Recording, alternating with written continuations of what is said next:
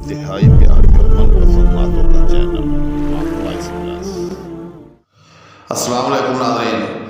اج پنجابی دے اندر سورہ اخلاص دی روشنی دے اندر ایک نکی جی نظم لے کے حاضر ہو رہے ہیں تہاڈی خدمت دے اندر، تے پھر سماعت فرماؤ۔ عرض کیتا ہے اللہ جل شانہ مخاطب کردیا ہیں، ربا تین حک منیا تین احد منیا، ربا تین حک منیا تین احد منیا، تین خالق منیا تین سمد منیا، تین خالق منیا تین سمد منیا،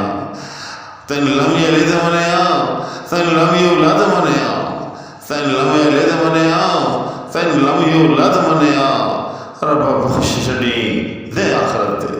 ربا بخش چھڈی دے آخرت دے، اسا تین لم یکن لہ کفوا احد منیا، اسا تین لم یکن لہ